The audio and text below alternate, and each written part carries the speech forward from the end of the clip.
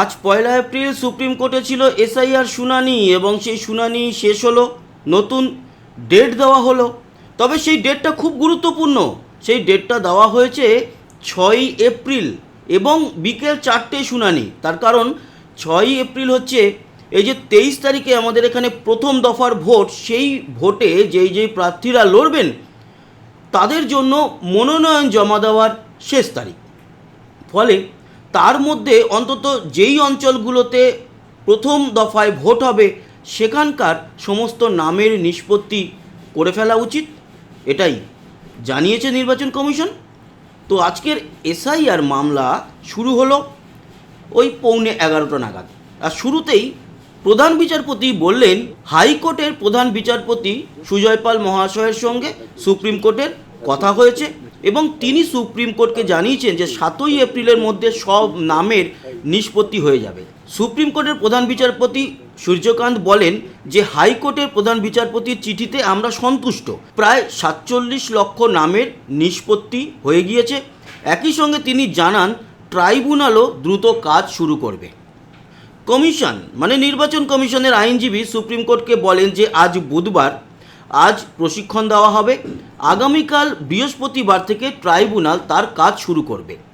আর সঙ্গে সঙ্গে চিরবির করে ওঠে কল্যাণ বন্দ্যোপাধ্যায়, মাই লর্ড, কেন প্রাক্তন বিচারপতিদের প্রশিক্ষণ দেবে কমিশন? কমিশনই যদি একতরফাভাবে সব করে তাহলে কিভাবে চলবে? প্রাক্তন বিচারপতিরা স্বাধীনভাবে সিদ্ধান্ত নিন। এবার বিচারপতিরা রেগে যান এবং কল্যাণ বন্দ্যোপাধ্যায়ের উদ্দেশ্যে বলেন, আপনি এই বিষয়ে আপত্তি করছেন কেন? প্রশিক্ষণ নিয়ে আপনার কি অসুবিধা? অবশ্যই প্রাক্তন বিচারপতিরা স্বাধীনভাবে সিদ্ধান্ত নেবেন। বিচারপতি জয়মাল্য বাগচি বলেন, নির্বাচন কমিশনের আধিকারিকদের হস্তক্ষেপ নিয়ে আপনাকে চিন্তা করতে হবে না। একই সঙ্গে তার সংযোজন, এই বিচারকদের এমন একটি কাজ করতে বলা হয়েছে যেই কাজ তারা আগে করেননি, তাই তার জন্য খানিকটা প্রশিক্ষণ দরকার। তবে তাদের নিরপেক্ষতা বা পক্ষপাতহীনতা নিয়ে আমাদের কোনো সন্দেহ নেই। এখানে প্রধান বিচারপতি বলেন, যেখানে নথির সত্যতা নিয়ে সন্দেহ থাকবে সেখানে আপিল ট্রাইব্যুনাল তা যাচাই করবে। কল্যাণ বন্দ্যোপাধ্যায় বলেন, চূড়ান্ত ভোটার তালিকা বার হয়েছে, বিবেচনাধীনদের নামের নিষ্পত্তি করার কাজ চলছে। এই অবস্থায় বান্ডিল বান্ডিল ফর্ম 6 জমা পড়ছে। কোনো রাজনৈতিক দলকে দোষারোপ করছি না, কিন্তু এখন কেন?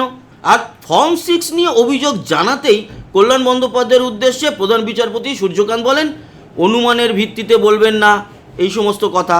আর ঠিক তখন নির্বাচন কমিশনের তরফ থেকে যে আইনজীবী ছিলেন তিনি বলেন, আইন অনুযায়ী মনোনয়ন জমা দেওয়ার শেষ দিন পর্যন্ত ফর্ম 6 জমা দেওয়া যায়, যে কেউ তা দিতে পারেন। একই সঙ্গে কমিশনের আইনজীবী এও বলেন, আইনে বলা আছে, দেখুন, ফর্ম 6 জমা দেওয়া একটি চলমান পদ্ধতি, যে কেউ দিতে পারেন। কমিশন সব যাচাই করে তবেই সিদ্ধান্ত নেয়, হুট করে কারুর নাম প্রবেশ করিয়ে দিতে পারে না বা দেয়ও না। আর তখন প্রধান বিচারপতি সূর্যকান্ত বলেন যে ফর্ম 6 নিয়ে উপযুক্ত কর্তৃপক্ষের কাছে আবেদন জানাতে পারেন আপনারা। কমিশনের আইনজীবী আরও বলেন যে অনুচ্ছেদ 20 দেখুন, সেখানে ফর্ম 6 নিয়ে স্পষ্ট বলা আছে, কারো কোনো আপত্তি থাকলে ফর্ম 7 জমা দিতে পারেন। আপনাদের আপত্তি থাকলে সেই ফর্ম 6-এর এগেনস্টে ফর্ম 7 জমা দিন। এই ফর্ম 6 জমা দিয়ে ভোটার তালিকায় নাম তোলার বিষয়ে বিচারপতি জয়মাল্য বাগচি বলেন, কেউ যদি এখন তালিকায় থাকেন কিন্তু পরে বাদ পড়েন সেক্ষেত্রেও একই নিয়ম প্রযোজ্য। তাই মনে রাখতে হবে, কেউ যদি এই নির্বাচনে ভোট দিতে না পারেন তার মানে এই নয় যে তার ভোটাধিকার চিরতরে কেড়ে নেওয়া হলো। কমিশনের আইনজীবী বলেন, আইনের অনুচ্ছেদ 23 অনুযায়ী মনোনয়ন জমা দেওয়ার শেষ দিন পর্যন্ত নাম অন্তর্ভুক্ত করা যেতে পারে। আজ যদি কেউ 18 বছরে পা দেন তারও ভোটার তালিকায় নাম তোলার অধিকার আছে। কারো আইনগত অধিকার থাকলে তা কিন্তু কেউ বাধা দিতে পারে না। কল্যাণ বন্দ্যোপাধ্যায় তখন বলেন যে প্রায় 30,000 ফর্ম 6 একজন ব্যক্তি জমা দিয়েছেন, এটা কিভাবে হতে পারে? প্রধান বিচারপতি বলেন, প্রায় প্রতিবারই এই অভিযোগ ওঠে, এটা নতুন কিছু নয়। নির্দিষ্ট করে আপত্তি আপনি তুলতে পারেন। বিচারপতি জয়মাল্য বাগচি বলেন, বিজ্ঞপ্তির পরে একটি নির্দিষ্ট দিন পর্যন্ত ভোটার তালিকা নিয়ে ভোট হয়, তারপরে কারোর নাম ফর্ম 6 দিয়ে উঠল মানেই তিনি ভোট দিতে পারবেন এমনটা কিন্তু নয়। এখানে মুখ্যমন্ত্রীর আইনজীবী শ্যাম দেওয়ান ভিডিও কনফারেন্স বা অনলাইনে ছিলেন। তিনি বলেন, আমাদের কাছে যে তথ্য রয়েছে তার ভিত্তিতে অন্তর্ভুক্তির হার প্রায় 50% এবং বাদ পড়ার হার প্রায় 45%। যা অত্যন্ত বেশি।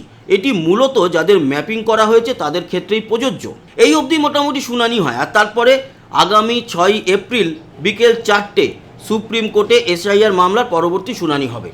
প্রথমে প্রধান বিচারপতি বলেছিলেন যে 7ই এপ্রিলের মধ্যে সব নিষ্পত্তি হয়ে যাবে, তাই আমরা মামলাটি 7ই এপ্রিল বিকেলবেলায় রাখছি। তখন কমিশনের আইনজীবী বলেন যে আইন অনুযায়ী মনোনয়নের শেষ দিন পর্যন্ত যারা ভোটার তালিকায় আসবেন তারা ভোট দিতে পারবেন, তাই বিবেচনাধীনদের নামের নিষ্পত্তি 7 তারিখের পরিবর্তে 6 তারিখ রাত 12টার মধ্যে করা হোক, আর শুনানিও 6 তারিখেই রাখা হোক। শেষে শীর্ষ আদালত জানায় ঠিক আছে, তাহলে 6 এপ্রিল বিকেল 4টে শুনানি হবে। আরও কিছু নির্দেশ দেন সুপ্রিম কোর্টের তরফ থেকে প্রধান বিচারপতি এবং ওনার ফুল বেঞ্চ। বুধবারই সব প্রাক্তন বিচারপতিদের প্রশিক্ষণ দিতে হবে। তাদের অনলাইন ও অফলাইন দুই ধরনের আপিল সম্পর্কেই আপডেট দিতে হবে। আপিল ট্রাইব্যুনালগুলি যেন বিচার বিভাগীয় আধিকারিকেরা যে রিপোর্ট এবং কারণ উল্লেখ করেছেন তা সম্পূর্ণভাবে দেখতে পায় এবং সেই ভিত্তিতেই এই ধরনের মামলার যেন নিষ্পত্তি করে। সুপ্রিম কোর্টের প্রধান বিচারপতির বেঞ্চ বলেন, আমরা ট্রাইব্যুনালগুলিকে অনুরোধ করছি যে নথিগুলি আগে বিচার বিভাগীয় আধিকারিকদের সামনে পেশ করা হয়নি সেই নতুন নথি যেন তারা গ্রহণ না করে। যথাযথভাবে নথির সত্যতা যাচাই না করে কোনো নতুন নথি গ্রহণ করা হবে না। তার মানে এখন নতুন করে কেউ যদি ভাবে যে এই জায়গায় তো আমরা দিইনি, বিচারপতিরা যেই নথিগুলো দেখে আমাদেরকে বাদ দিয়েছে, ডিলিট করেছে, এবার আমরা অন্য কিছু একটা রাতারাতি বানিয়ে নিয়ে এসে ট্রাইব্যুনালে চলে গেলাম এবং সেখানে জমা দিয়ে দিলাম, আর সেখানে ট্রাইব্যুনালে যারা থাকছেন বিচারকরা তারা আমার নাম ড্যাং ড্যাং করতে করতে তুলে দেবে, ভাবা বড় ভুল।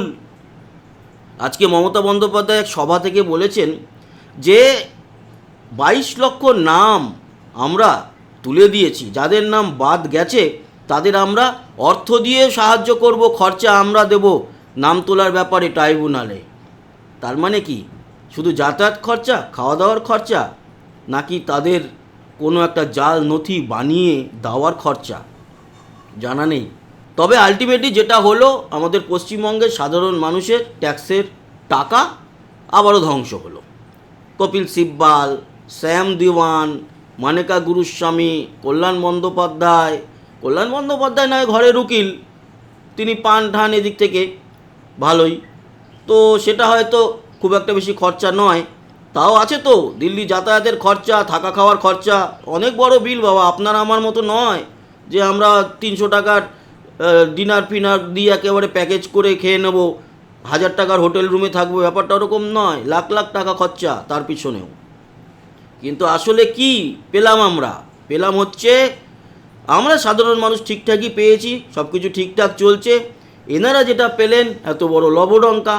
আবারও 6 এপ্রিল সন্ধ্যে 4টে বা বিকেল 4টে শুনানিটা খুব গুরুত্বপূর্ণ, কারণ ওদিনের মধ্যে সব নিষ্পত্তি হয়ে যাবে। তারপরে যাদের নাম বাকি থাকবে সেই ট্রাইব্যুনালে যাওয়ার নামগুলো কিভাবে নতুন করে ভোট দিতে পারবে কি পারবে না, নাম উঠবে কি উঠবে না, তাদের বাদ দিয়েই ভোটে আমরা যেতে চলেছি, সেরকমটাই মনে হচ্ছে। পুরো বিষয়টা 6 তারিখে কিন্তু ক্লিয়ার হবে।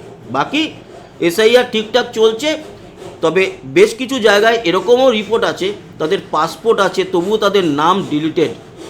এই বিষয়গুলো নিশ্চয়ই ট্রাইব্যুনাল দেখবে। তবে পাসপোর্ট থাকা বা একেবারে সঠিক নাম যদি বাদ গিয়ে থাকে সেটা দুঃখজনক। সেই জিনিসগুলো কিন্তু আরও ভালোভাবে ঝাড়াই বাছাই করা দরকার। এই ছিল এই মুহূর্তের আপডেট। আশা করি ইনফরমেশন কাজে লাগলো। সবাই ভালো থাকবেন, সুস্থ থাকবেন, সাবস্ক্রাইব করে সঙ্গে থাকবেন। আবার দেখা হচ্ছে, ততক্ষণের মতো টাটা।